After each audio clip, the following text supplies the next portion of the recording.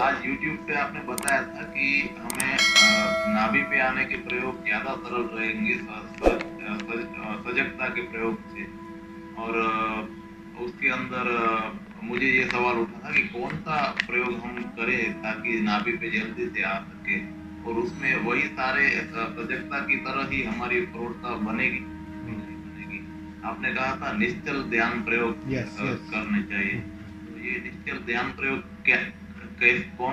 कैसे होता है, और क्या हमें जैसे सजगता को साधते साधते चित्त के अंदर जो प्रौढ़ता आती है वही नाभि की तरफ हम रहेंगे तो उसी प्रकार से हमारी सजगता बनेगी नाभि पे अगर रहेंगे तो। सुंदर, ये दो सवाल। बहुत सुंदर।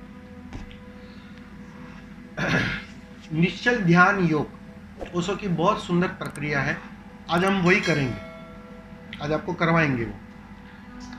तो बहुत सुंदर प्रयोग है वो। नाभि परमानेंट उस अस्तित्व से जुड़ी है, अभी भी जुड़ी है। जब जन्म लिया, मां से नाल कट गई, तो ये मत समझ लेना कि तुम कट गए अस्तित्व से, लेकिन एक अदृश्य नाल है जो अभी भी तुम्हें उस नाभि से जोड़े हुए। उसका स्वभाव तुम्हारे चैतन्य का स्वभाव है। अगर तुम पूछ रहे हो ना, मैं रोज शब्द उपयोग करता हूं, स्वभाव क्या है, स्वभाव क्या है। अगर ठीक से समझो तो नाभि में जब तुम स्थित हो जाते हो, ठहर जाते हो, तो जो अवस्था रहती है तुम्हारे चैतन्य की, वो है स्वभाव। वही तुम्हारे आत्मा का स्वभाव है, वही तुम्हारे चैतन्य का स्वभाव। एक निश्चलता, कोई तरंग नहीं। वास्तव में तरंगे तुम्हारे में होती ही नहीं है।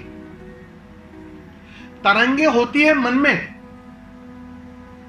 मन के कारण एक लहर खड़ी होती है, क्योंकि मन निश्चलता में जी नहीं सकता।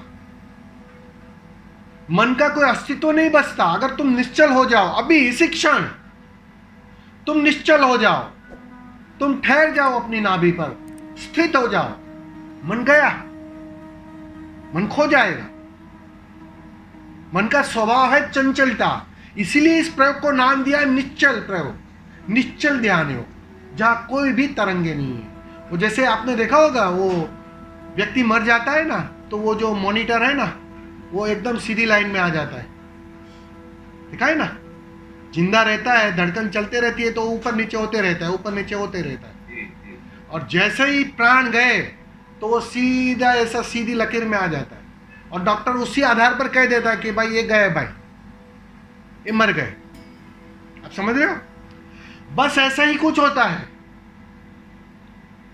ऐसा ही कुछ होता है, लेकिन ये मन के तल पर। मन गया, अब कोई तरंगे नहीं है, एक सीधी लकीर, ना ऊपर ना नीचे, ना ऊपर की थी ना नीचे की थी, एक परम निश्चलता आ जाती है। तो जैसे ही वो निश्चलता छा जाती है ना, तो ये ही तुम्हारा स्वभाव है, ये ही तुम्हारा होना है।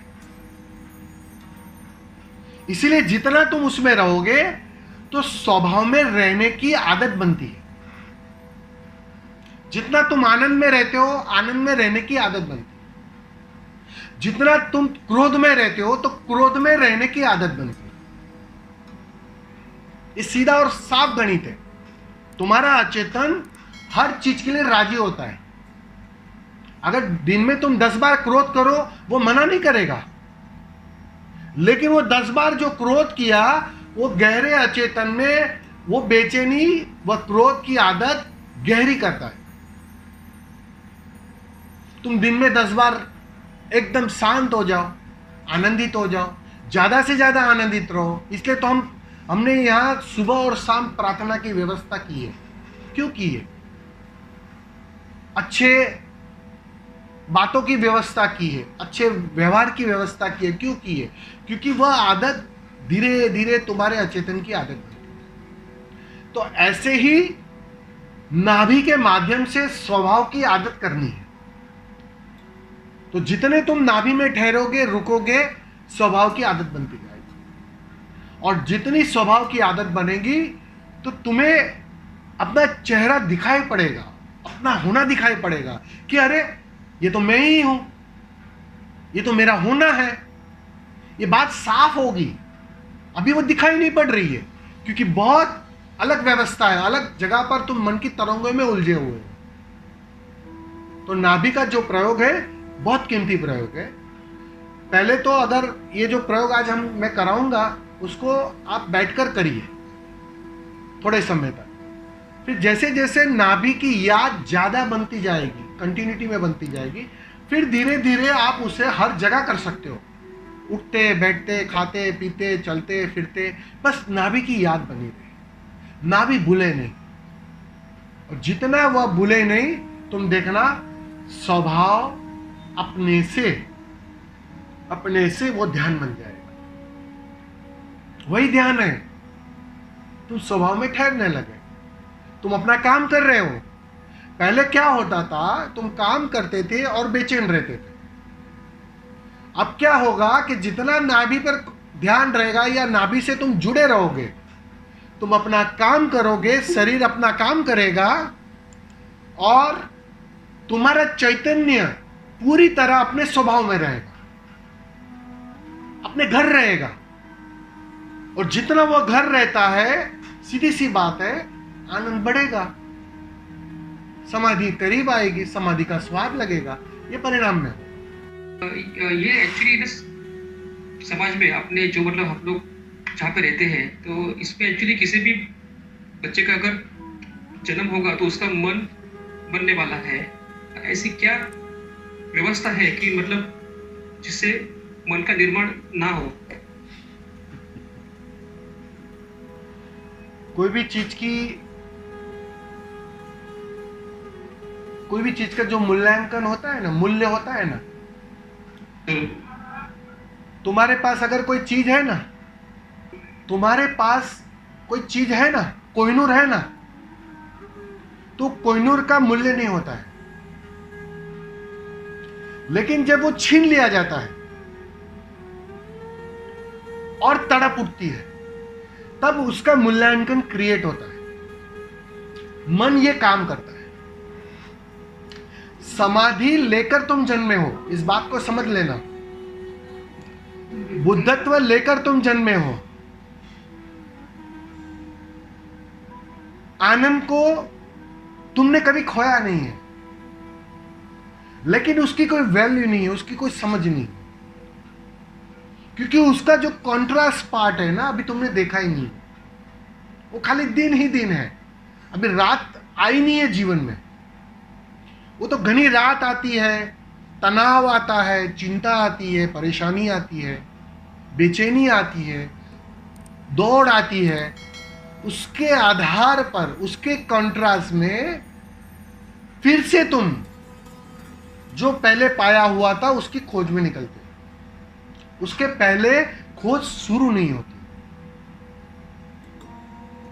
आज एक शेर को या एक बकरी को या एक पेड़ को बिल्कुल समाधि की खोज नहीं है, वो कहीं दौड़ता नहीं है, और वह बिल्कुल समाधि में है। मजे की बात ही मैं आपको बोल रहा हूं, लेकिन उसको पता नहीं है, एक बेहोशी है। खोज तो तब शुरू होती है जब उससे बिल्कुल विपरीत तुम निर्मित कर लेते हो, तुम बेचैनी खड़ी कर लेते हो। इसलिए जन्म के कुछ समय के बाद जैसे जैसे तुम्हारी बुद्धिमत्ता खिलने लगती है, तुम्हें नाम दिया जाता है, तुम्हारी आइडेंटिटी बनने लगती है। अब जैसे तुम्हारा नाम नंदू है, समझ लो तुम्हें नंदू नाम दिया गया जन्म के साथ थोड़े समय के बाद। अब जैसे जैसे तुम्हारी ग्रास्पिंग पावर बढ़ती है, समझदारी बढ़ती है, तुम समझने लगते हो, शब्दों को पकड़ने लगते हो, शब्दों की समझदारी बढ़ने लगती है, तो जाने अनजाने तुम एक बात के लिए तैयार हो जाते हो, यस मैं नंदू हूं। क्योंकि लोग पूछते हैं नंदू, तो तुम उठते हो, तुम बैठते हो। नंदू को हंसाता है तो नंदू हंसता है, नंदू को रुलाता है कोई तो नंदू रोता है। तो ये जो कंडीशनिंग है ना, यही कंडीशनिंग मन को सघन करता है, यही कंडीशनिंग मन को मजबूत करता है। उतना तुम्हें पक्का हो जाता है कि मैं कुछ और हूं। जब तक नंदू नहीं थे तुम, नंदू का पता नहीं था, तब तक तुम क्या थे? सोचो जरा, जरा चिंतन करना इस बारे में कि समझो 6 महीना तुम्हें कोई पता ना था कि ना मैं नंदू हूं, ना मैं कुछ और हूं, ना मैं शरीर हूं, मुझे कोई पता ना था। तब मैं क्या था?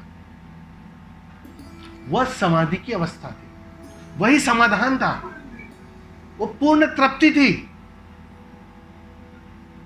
लेकिन जैसे ही तुमने एक आइडेंटिटी ओढ़ ली, एक नए वस्त्र ओढ़ लिए, नई पहचान ओढ़ ली, वैसे ही यात्रा जाने अनजाने दूसरी दिशा में, विपरीत दिशा में तुम करना शुरू कर देते हो। नंदू के अर्थों में, नंदू की पहचान के अर्थों में विपरीत दिशा में होने लगती है। उतना तुम विपरीत दिशा में चलने लगते हो।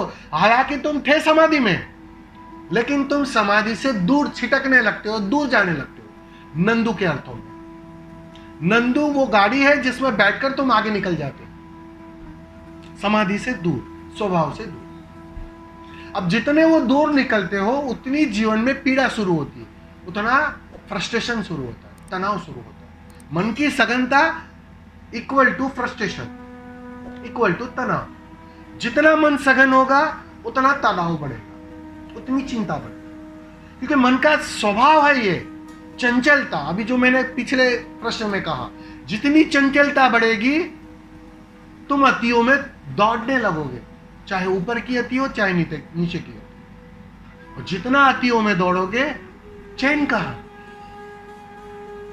वो सेटिस्फेक्शन, वो गहराई कहां? तो मन जितना सघन होता है उतनी ही ये बात बनती है, उतनी ही तनाव बढ़ती है। और जितना तनाव बढ़ता है, सीधी सी बात है, तुम्हारी असली खोज शुरू होती है कि एक बात तुम्हें पक्की होने लगती है कि डेफिनेटली मुझे, मेरे पास कुछ ऐसा था, ऐसा कोई स्वाद था, मेरी ऐसी कोई आइडेंटिटी थी, समाधि, जो अब मेरे पास नहीं है। तो उसकी जाने अनजाने खोज शुरू हो। वो चाहे फिर तुम शांति के बहाने आओ, चाहे तुम योग के बहाने आओ, चाहे तुम धर्म के बहाने आओ, लेकिन वो यात्रा शुरू हो जाए।